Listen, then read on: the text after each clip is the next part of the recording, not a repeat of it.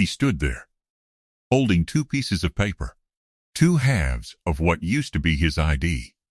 And the officer, badge gleaming, chest puffed with authority, looked him dead in the eye and said, "Now what are you going to do?" He didn't yell. He didn't cry. He didn't beg. He just looked back at that officer, calm as still water, and said nothing. Because he knew something that cop didn't. In just a few hours, that entire police unit would be gone. And he was the one who had signed the order. Stay with me. Because this story, this moment, is about so much more than a torn ID. It's about power. Who has it? Who thinks they have it? And what happens when the universe decides to remind someone that arrogance is just ignorance wearing a uniform? Let me tell you about Marcus. Marcus wasn't the kind of man who looked for trouble. He was the kind of man trouble seemed to find, because of what he looked like, because of the color of his skin in a country that still hasn't fully reckoned with what that means. He grew up understanding, the way so many black men do, that there were invisible rules. Rules about how to carry yourself, where to put your hands, what tone of voice to use, when to make eye contact, when not to. Rules you didn't find in any law book, but that could still determine whether you made it home that night. But Marcus had done something extraordinary. He had climbed. He had gone to school when people counted him out. He had worked jobs that didn't pay enough and took the degree anyway. He had sat in rooms where he was the only person who looked like him. And he had spoken. And he had been heard. And now, after all of that, he held a position few people ever reach. A role where the decisions he made rippled outward, where his signature on a document meant something. He was, by any measure, a powerful man. But here's the thing about power that people in uniform sometimes forget.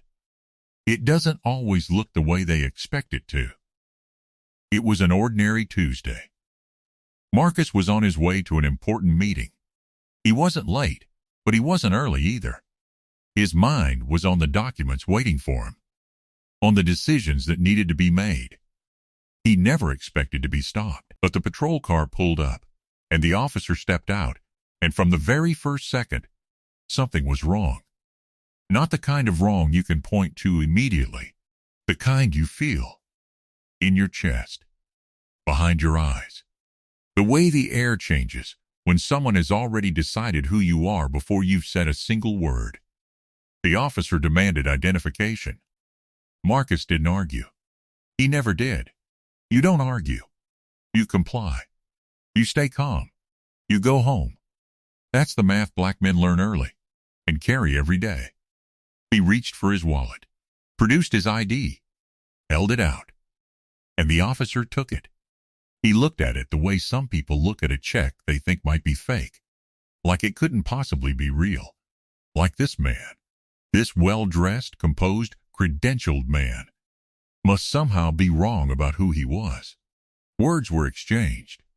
We'll spare the exact details, but the officer's tone made the subtext impossible to miss. You don't belong here. You are suspect. You are less.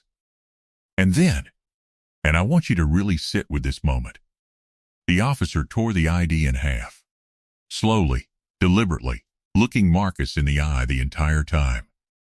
It wasn't an accident. It wasn't frustration. It was a message. I have power over you, and I want you to know it. He dropped the two pieces. They fluttered to the ground. Now what are you going to do? Let the silence breathe. What does that feel like? To have someone look at your identity, literally your identification, proof of who you are, and destroy it in front of you, on purpose, and then dare you to respond. It is not just a torn piece of plastic. It is a statement. Your existence is fragile. I can undo it. Marcus picked up the pieces. He said nothing. He walked away. But inside, I imagine something was very still in him, the way things get still before something shifts. Here is where the story turned, because what that officer did not know, what he could not have known, because he had already made up his mind about who Marcus was, is that Marcus wasn't just any man on the street. Marcus was on his way to a meeting that involved this very police unit. For months, quietly, methodically, with the kind of precision that comes from people who know they have to be twice as good to be taken half as seriously, Marcus and a team of investigators and officials had been reviewing this particular unit's conduct. The complaints had been piling up for years. Excessive force, discriminatory stops, abuse of authority, the kind of behavior that gets reported, filed, and then quietly buried, unless someone with enough standing decides to do something about it. Marcus had that standing. And on that Tuesday, the very day he was stopped, he was walking into a room where his signature would dissolve that entire unit. Restructuring, accountability measures, reassignments, the works. He hadn't planned to make it personal, but the universe apparently had other ideas. He walked into that meeting. He sat down at that table. He looked at the documents. And somewhere in the back of his mind, in the place that remembers, he thought about two pieces of an ID lying on concrete. He picked up his pen, and he signed. Now I want to be careful here, because this story is not just about revenge. It's not a simple karma got him story, as satisfying as that feels to say. Because here's what's painful about this. That officer probably went home that night feeling fine, feeling like he'd done his job, like he'd reminded someone of their place. He didn't know. He couldn't know, because in his mind, he'd already written the ending of the story before it started. He saw what he expected to see. He dismissed what didn't fit. That is the danger of prejudice. Not just that it's cruel, but that it is blinding.